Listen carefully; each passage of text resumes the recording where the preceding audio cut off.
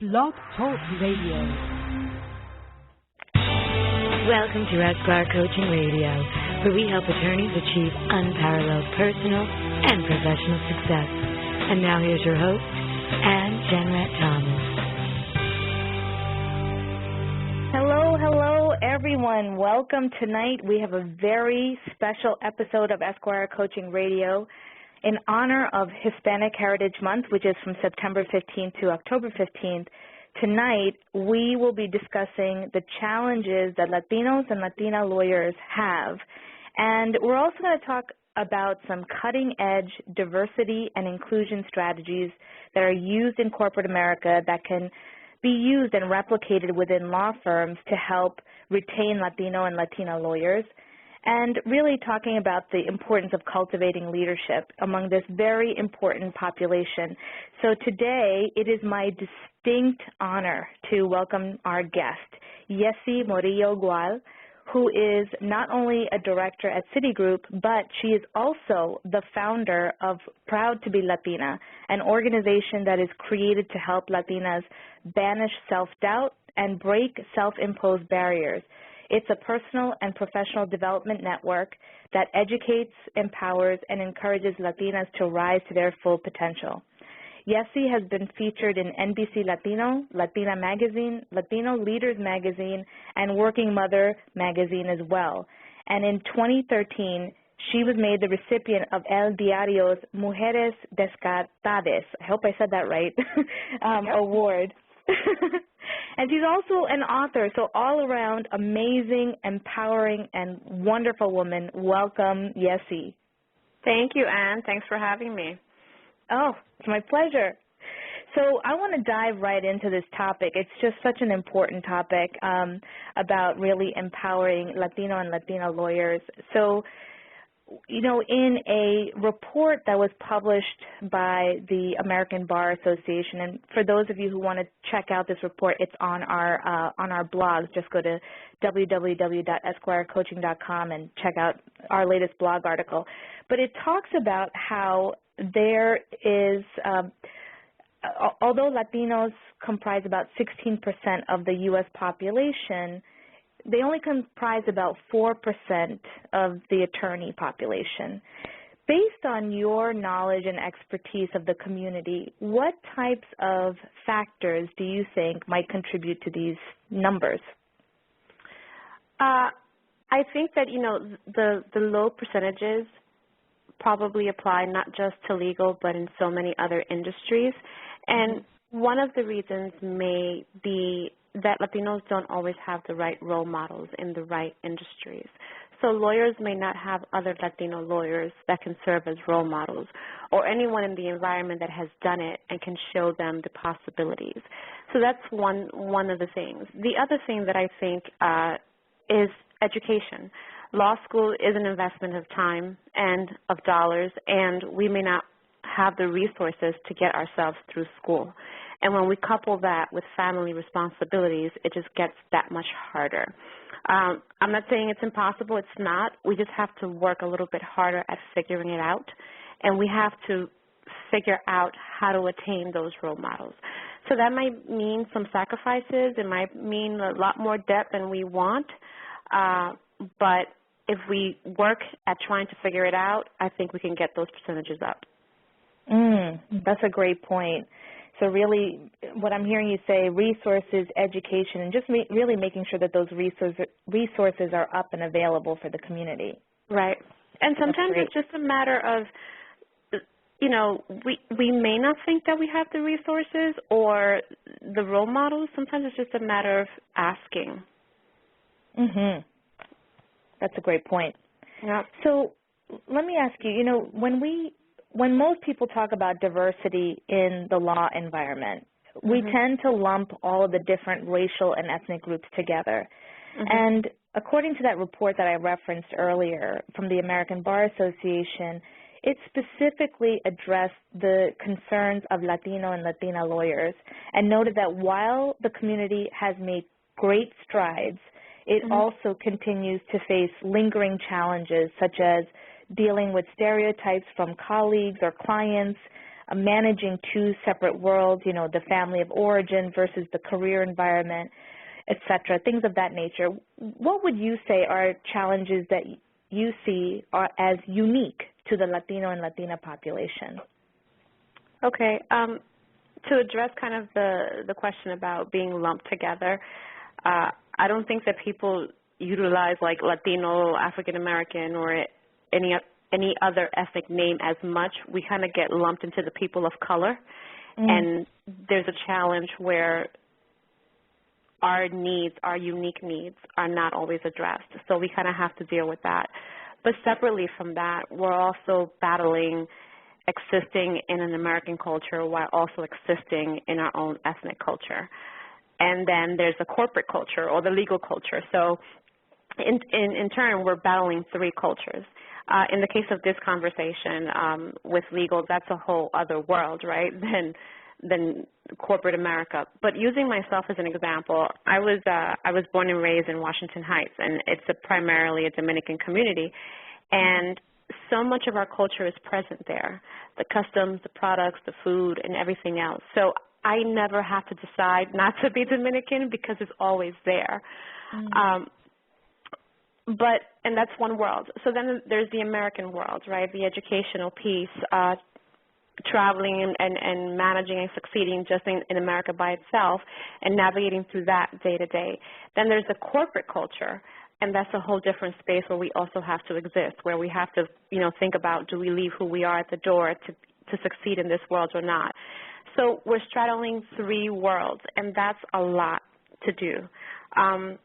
Then there's a family component. We're still family-oriented, and that's a priority, and that's not always seen as a positive thing in corporate America. But we're also very career-oriented, and sometimes our families don't understand, why we work so hard, why we want to get ahead so much. So all of these are challenges, absolutely, but you can be successful with it. You have to just be completely grounded and comfortable with who you are, especially when all these things get overwhelming. And the way that I address that is I'm just myself, no matter which culture I'm in.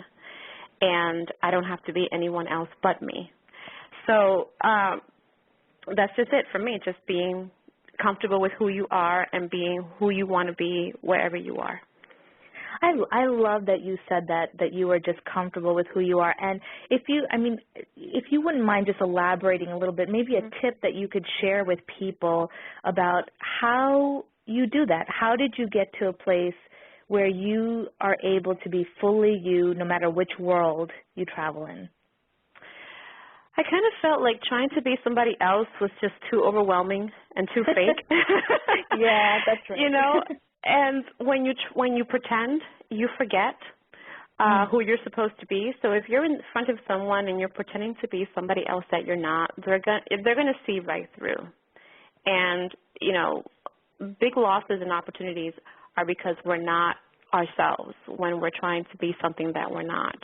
So for me, it was kind of like an easy answer. I'm going to be me, and the right I will attract the right opportunities and the right people. And I can go to bed at night feeling great that I didn't have to pretend or lie about something that I'm not. Oh, that's such great advice. And believe me, for everyone that's listening, the amount of energy that it takes to try and keep up airs, it could be much better spent on really making progress in the area that you want to make progress in. So I love that advice. Yep. So quick question about Latinas now. Do you think that Latinas have different challenges than their male counterparts? And if so, what might that be? I think from a minority perspective, we're probably leveled. We have the same ethnic challenges.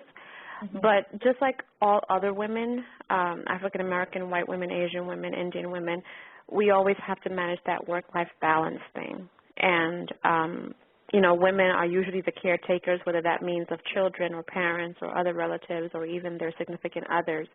And we also wear many hats. And it's not to say that men don't have the responsibilities, but I think that women tend to take on a lot more, not just at work, but at home. So I still think we do a great job, though.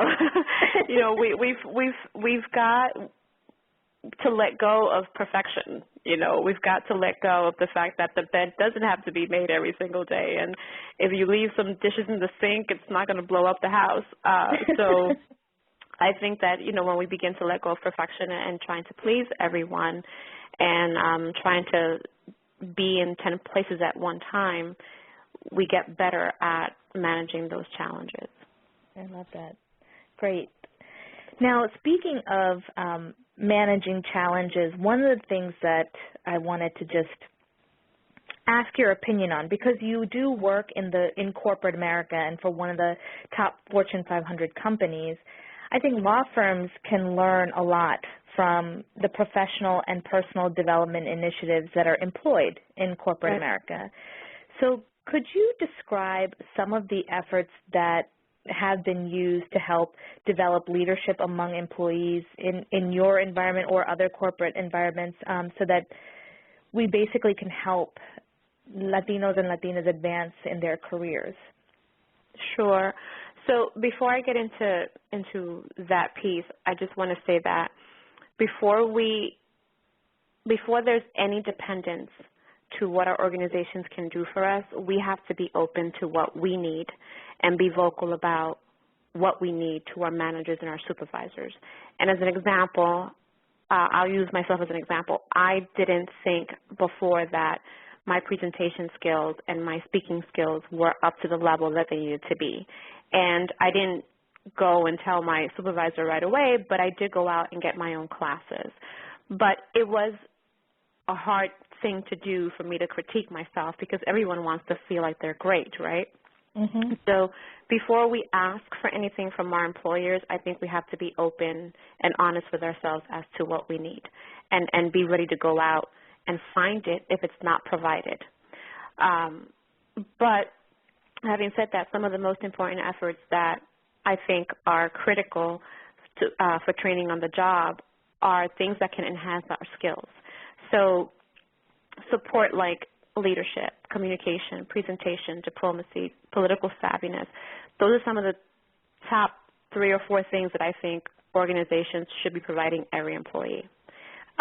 Presentation is on the top of my list because I think it's what's so vital for everything from speaking to an employee to getting clients. That's like the one thing that you need the most. There's also the non-training piece too, like mentoring and sponsorship, which I think are 2 of the most important aspects of career development. And we need people to recognize our abilities and to help elevate us by speaking on our behalf and letting us know what opportunities are available. The challenge is, because we're talking about challenges so much, right, is finding it and finding someone that's willing to be our sponsor and finding someone that's willing to be our mentor. At the same time, we have to give them reason for us to be mentored and be sponsored. So you have to be excellent in everything that you do, and you do that through the training. And if your employer can't provide the training, then you have to go out and find it. So there's a dual responsibility on the employer to help us become excellent, but there's also a responsibility on us. That's really important. You know, if you wouldn't mind, because not every law firm or legal environment uses concepts like mentoring and sponsorship. So would you mind just defining for our audience a little bit about what those 2 concepts are? Okay. So I'm going to define them not by book terminology, but what they've meant to me over the course of time. Mm-hmm. So mentors are individuals who have been there, done that. I kind of have 3 levels of mentors. So I'll start with my top level. So mentors for me, my top level mentors are individuals who have been there, have done that, have navigated through it, understand the challenges that you can also face, and kind of guide you through that process so that you don't make the same mistakes that they do. Mm-hmm. Then there's mentors that you kind of consult with for opinion, like what do you think about me doing this, or how do you think I should manage that, and just kind of they give you advice and help you make decisions. Then I also have younger mentors, people who are kind of like, I call them soldiers sometimes because they're cool, right? They know what the trends are. They know what's going on. They know where the fiestas and the parties and the meetings and all the all the things that we don't hear about, but they can also tell you, like, you know, what's the new trend and what's happening and so forth. So mentors are kind of like, they're our guides. They guide us into making better decisions and into developing ourselves much better. They're also the kind of people that say to you, like if you and I were in a meeting and you didn't present very well, that I can honestly come to you and say, hey, Ann, I think you could have done a little bit better, or here's where we can work on. You know, that's an honest mentor, right? A sponsor won't do that. A sponsor is basically someone that speaks on your behalf and decides to recommend you either for a higher post, for a special project, for another job. It's a person who does have pull and is a decision maker and can bring you up to the level that you're capable of rising to. Oh, great. Okay. See, I think this is so important because, you know, I know in the traditional sense, you know, when the law firm environment is completely changing now, but in the traditional sense, associates were supposed to be homegrown, for example, to become partner, and there was supposed to be a natural mentoring process. But in light of how things have changed in terms of competition and even the partnership track, we're not seeing as much of that. So just seeing the structure that's put in place in corporate, I think, is very inspiring and something that law firms and legal departments, you know, in-house counsel groups, they can all benefit from this type of structure. So I think that's great. And just to kind of add two brief things about mentoring and sponsorship, I think people tend to make it very formalized. Like the kind of relationships where, you know, if you're my mentor, Ann, then we have to meet every single month on this day at this time, and we have to chat for an hour. And I am so in disagreement with that because I think it doesn't feel natural. It has to be, you know, not so structured sometimes, right?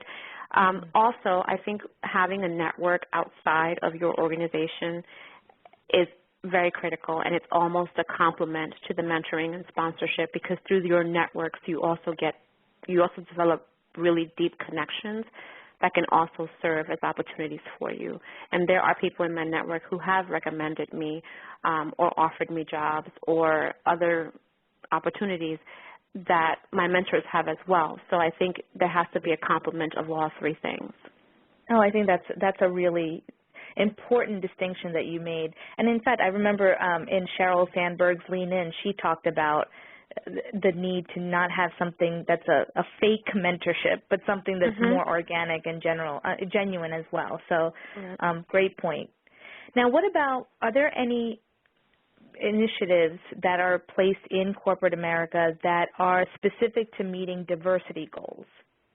For example, like pipeline strategies. Right. I think my personal opinion here is that organizations have to be reflective of the society that they're serving. And our society, as you know, is extremely diverse. And so organizations need those diverse candidates. So they do have a responsibility to create a pipeline for diverse candidates, whether it's from the bottom, the middle, or whatever. And that means letting us in, you know, trying to understand how we function and what our needs are, and creating the platform where we can succeed.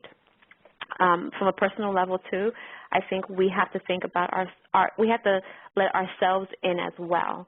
And what I mean by that is we can't just go into organizations and say, oh, I'm not going to move forward because I'm Latina. That's, you know, probably a very common thing. So if we have that mindset, we are already blocking ourselves from getting into a pipeline. So there's a dual responsibility on ourselves and on the organizations as well. And sometimes we need to help the organizations understand what we need and how to create that pipeline. I think that's so true. I do think that there is a dual responsibility, both on the company's end, the organization's end, and on the individual. So really well said. Now, you have done extremely well for yourself. You started out at an entry-level position and have moved all the way up to director. So what advice do you have for other ambitious Latinos and Latinas who are also interested in rising up the ranks? Be prepared not to sleep. Seriously speaking, I would really start by saying to them, focus on your goals. Know what you're working towards and why. Sometimes we don't move forward because we don't know what we're working towards. And when things get really rough, our inability to understand our direction breaks us down and forces us to give up. And I think that not having those concrete goals is a big reason why so many minorities and women just leave corporate America, because they're lost. Your dreams don't have to be perfect, but you just need to understand which way you want to go. And then once you have that understanding, commit to those goals. Spend time every single day. I don't say commit to your goals. I say nourish your goals, because they need to be attended to. And once you know, again, where you want to go, be disciplined, be tenacious, be hungry, keep at it, stay at it. Remember where you came from and use the lessons from your heritage, from your background, from the things that your mother and your grandmother and your father and your grandfather taught you, and use that experience to push forward and create the vision for what you want to see and just stay at it. That's so inspiring. And, I think I would just add one more thing, which is be willing to tweak it as necessary, right? Just to keep, I love that. I love that. And, you may fail and you may get knocked down, and sometimes you'll be disappointed, and you may even be forced to change direction. Sometimes you have a goal and you have it all worked out, and then something comes and it's like, bam, and you have to change everything. And a lot of things can happen, but I think it's all designed to develop your thick skin. So true, and we need it. We do. So now I want to take a moment to open up the lines for callers just to see if they have any questions for you.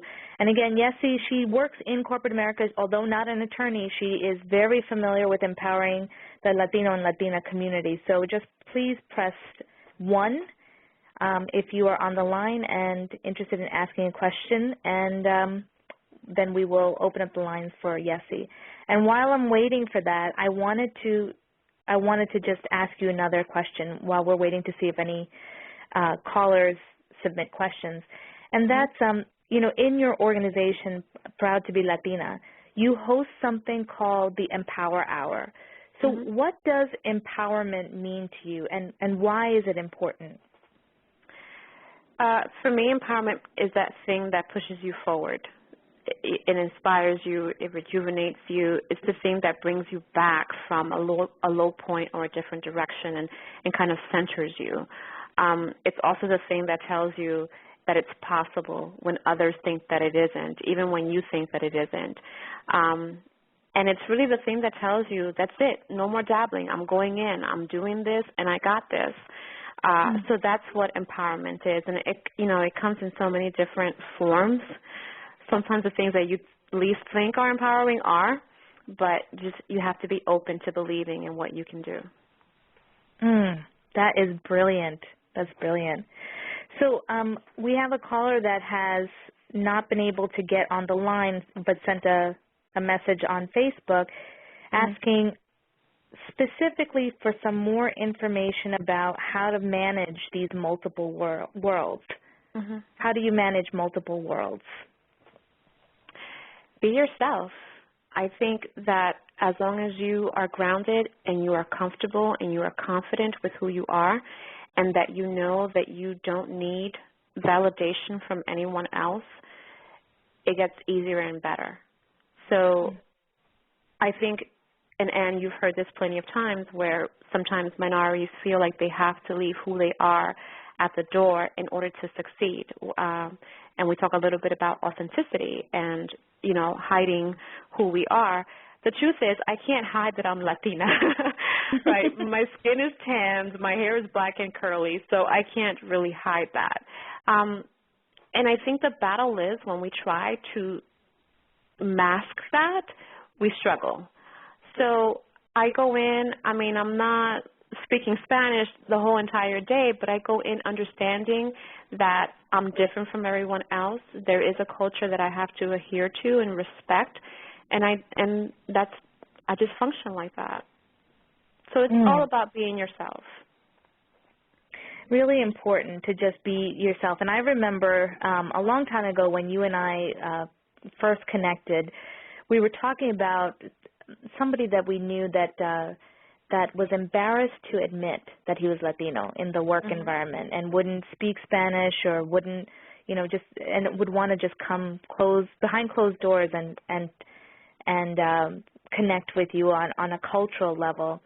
Right. And it's just so heartbreaking when I hear about stories like that, because there's so much to be gained when we are our authentic selves. There's so much value that we can contribute, whether it's helping to reach across the lines, helping to enrich somebody else's life by exposing them to something more varied and just, full of life. Yes. Yes. And I think, there's pride in our culture. I am so, not because I have a company called Proud to Be Latina, but I'm really proud of my ethnic background and my heritage and all the things that I've learned from my ancestors and the family that has immigrated and the family that has sacrificed for all of us to be here. So I'm extremely proud of that, and, I'm not ashamed of it. I don't want to hide it. And I think that it's just such a great level of strength to what I can also bring to corporate America.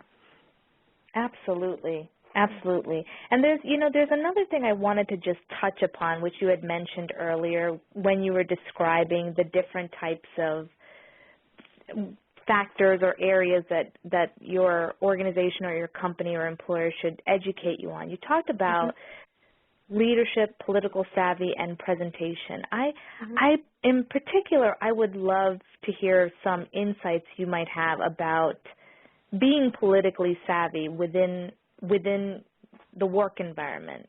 Anything you could share on that? That's a tough topic. I know. It's hard to explain. It's hard to explain because political savviness is like one of those unwritten things that you don't really get taught how to do it. But I think political savviness is really about understanding personalities and how to manage people. And you do that more through observation. So, for instance, we have a very senior person who does not like a lot of pie charts in his presentations. And there was a woman who didn't know that, and she presented something to him. And he obviously got a little irritated, and her response was, "Oh, I am so sorry. I must have given you the wrong presentation. I will be back in a few minutes with the right presentation." And she quickly just sent a text message and was like, "Please fix these 5 charts so I can come back and see this." But her reaction to him in terms of being savvy was that she didn't get overworked. She didn't, get an attitude with him. She just respected that he liked something different, and she reacted appropriately. So it's understanding personalities, reading people, and knowing how to respond to them so that you don't piss them off, right? So absolutely. That might be another conversation, another radio talk show. But I will send you a link of a book that has been recommended to us. We had a big session. We had an all-day session at the organization on political savviness and how to deal with different personalities. And I think it'll be very, very useful for your community. Oh, that's great. And once we get the book title from you, we will post that on our blog as well. So from EsquireCoaching.com. But so believe it or not, we are almost out of time. So could you please let I know, right? Could you let our audience know how they can learn more about you and Proud to Be Latina? Sure, and I hope that the things that I've mentioned in this talk have been useful. And, you know, part of what all of what I've said has really been from all the experience. I've been at Citi for almost 20 years. So I've learned a tremendous amount about myself while I've been there. So we have a great website, proudtobelatina.com, and we also have an awesome community on Facebook under Proud to Be Latina. Look for our black signature T-shirt with our logo on it. And then we're also on Twitter under PTB Latina. Excellent. You have been amazing. I think you just shared so much great information about how to be authentic and how to really use some very concrete strategies from corporate that we can use within the legal environment. Thank you so much for being our guest. My pleasure. All right, everyone. Next week, we will be talking with Lisa Velasquez about how to maintain healthy relationships. Join us next week on Esquire Coaching Radio. Thank you. Bye. Bye-bye.